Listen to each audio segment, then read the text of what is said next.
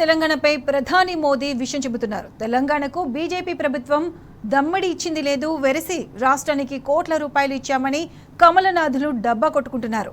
9 ఏళ్లుగా కేంద్ర సహకారం లేకున్నా తెలంగాణ అభివృద్ధిలో వెనుతిరిగి చూడలేదు. ఇప్పుడు అధికారం కోసం ముసలి కన్నీరు కాల్చుతూ ఊసరవిల్లి రాజకీయాలు చేస్తూ తెలంగాణకు వస్తున్నారు. ఈ నేపథ్యంలో రాష్ట్రానికి మోదీ రాకపై ప్రజలు భగ్గుమంటున్నారు.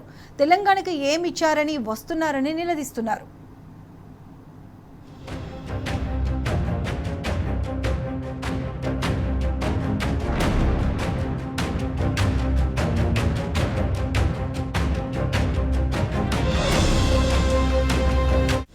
హయంలో తెలంగాణ రాష్ట్రం అభివృద్ధిలో దూసుకుపోయింది. ప్రధాని మోదీ రాష్ట్ర అభివృద్ధికి సహకరించకపోయినా బీజేపీ అధికారంలో ఉన్న రాష్ట్రాల కంటే సంక్షేమం అభివృద్ధిలో ముందుంచారు. బీజేపీ పాలిత రాష్ట్రాలు, డబుల్ ఇంజన్ సర్కార్ ప్రభుత్వాలు అధికారంలో ఉన్న ఉత్తరాది రాష్ట్రాల్లో అభివృద్ధి, రాష్ట్ర జీడీపీ, తలసరి ఆదాయంలో తెలంగాణ కంటే వెనుకబడే ఉన్నాయంట. అది కేసీఆర్ 9.5 ఏళ్లు చేసిన భగీరథ కృషే కారణం. ఇప్పుడు తెలంగాణపై అనకొండలాగా బీజేపీ విరుచుకుపడుతుంది. కాంగ్రెస్ తో కలిసి మిడతల దండుల తెలంగాణపై దండయాత్ర చేస్తుంది.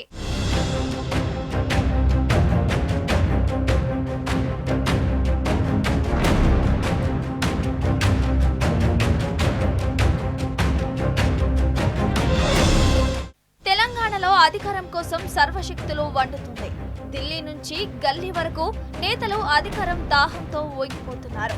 రాష్ట్రంలో బలం పెంచుకునేందుకు కమలనాథులు ప్రయత్నిస్తున్నారు. రాష్ట్రంలో ప్రజల మధ్య చిచ్చు పెట్టేందుకు శాయశక్తులా కృషి చేస్తున్నారు. రాష్ట్రంలో మత ఘర్షణలు సృష్టించేందుకు కాషాయమూక గోతికాడి నక్కలా ఎదురు చూస్తుంది. సమయం దొరికిన ప్రతిసారి రాష్ట్రంలో మత ఘర్షణలు పెట్టేందుకు కమలం శ్రేణులు ప్రయత్నిస్తున్నారు.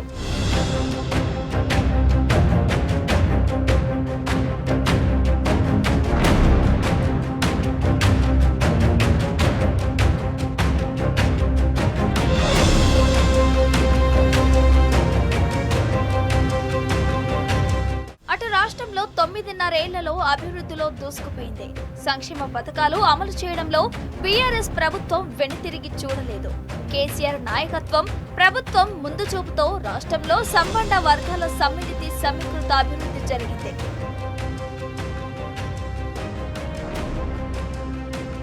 ప్రభుత్వ పథకాలు ప్రజలందరికీ అందాయి. రాష్ట్రంలో బీఆర్ఎస్ ప్రభుత్వం అమలు చేస్తున్న సంక్షేమ పథకాలు లబ్ధి పొందని ఇల్లు లేదంటే అతిశయోక్తి లేదు.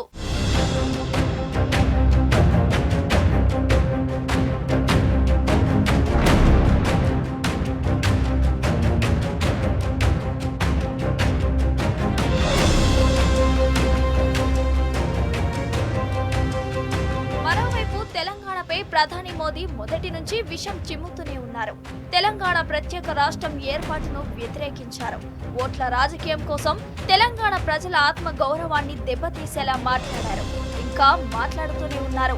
ఒకవైపు తెలంగాణ ఏర్పాటు విషయంలో బీజేపీ పాత్ర కీలకంగా పనిచేసిందంటూనే మరోవైపు తల్లిని చంపి బిడ్డను వేరు చేశారని మోడీ 2 నాలుకల ధోరణిని ప్రదర్శించిన సందర్భాలు తెలంగాణ ప్రజలు మరిచిపోరు.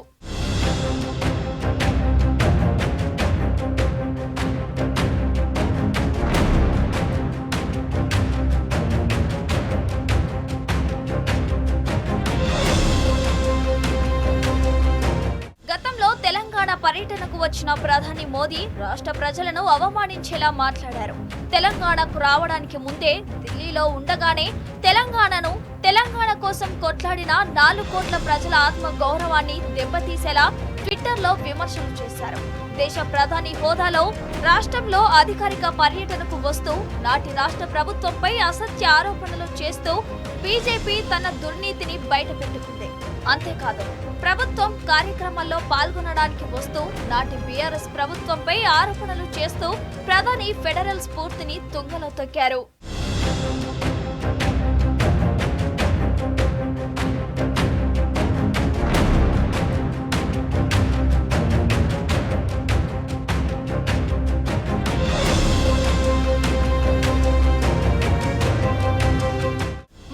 ముఖ్యంగా బీజేపీ పాలిత రాష్ట్రాలైన మధ్యప్రదేశ్, గుజరాత్, యూపీ, మహారాష్ట్ర, ఏపీలో పర్యటించిన సందర్భంగా ఇలా తుగ్లక్లా ట్వీట్లు చేయలేదు. కానీ బీఆర్ఎస్ అధికారంలో ఉండగా తెలంగాణకు వస్తూ మాత్రమే నాటి సీఎం కేసీఆర్ ను, ఆయన ప్రభుత్వాన్ని టార్గెట్ చేస్తూ సామాజిక మాధ్యమాల్లో విషపు రాతలు రాశారు.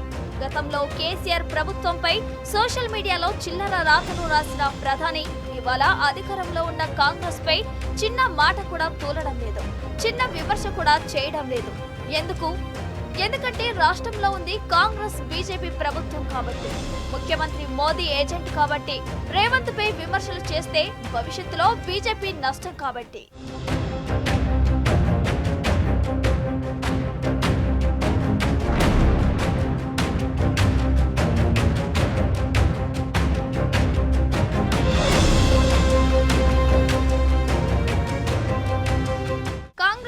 నంబర్ 2 అని చెప్పుకునే మంత్రిపై అనేక అవినీతి ఆరోపణలు ఉన్నాయి. కొడుకుపై ఈడీ, ఐటీ కేసులున్నాయి. అక్రమ దందా, భూదోపిడీ, అక్రమ మైనింగ్ వంటి చాలా ఆరోపణలు ఉన్నాయి. అంతేకాదు స్వయంగా సదరు కాంగ్రెస్ మంత్రి ఇంట్లో ఈడీ సోదాలు చేసింది. డబ్బుల లెక్కింపు కోసం పదుల సంఖ్యలో కౌంటింగ్ మిషన్లు మంత్రి ఇంట్లోకి తీసుకువెళ్లారు. మరి ఈడీ ఇప్పటి వరకు ఎందుకు కనీసం స్టేట్మెంట్ ఇవ్వలేదు? కేంద్రం ఎందుకు ఆ కేసులను ముందుకు తీసుకువెళ్లడం లేదు? బీఆర్ఎస్ పై విమర్శలు చేసిన క్షణాల్లోనే రంగంలోకి దిగే దర్యాప్తు సంస్థలు మరి తెలంగాణ కాంగ్రెస్ మంత్రులు ముఖ్యమంత్రి విషయంలో ఎందుకు మౌనంగా ఉంటున్నాయి?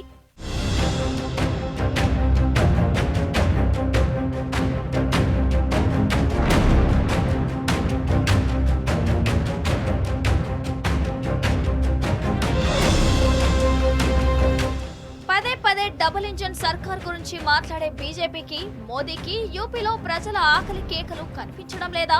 విద్యుత్ లేక ఆసుపత్రుల్లో రోగులకు వైద్యం అందక చనిపోయింది వాస్తవం కాదా? మంచినీరు దొరక్క చనిపోయిన ఘటనలు మోడీకి అగుపించడం లేదా? దవాఖానాల్లో కనీసం సౌకర్యాలు లేక ఆక్సిజన్ అందక వందల మంది పిల్లలు కళ్ల ముందు గిలగిల కొట్టుకున్న ఘటనలు ఇప్పటికీ దేశ ప్రజల కళ్ల ముందు గిర్రిరా తిరుగుతున్నాయన్న మాట నిజం కాదా?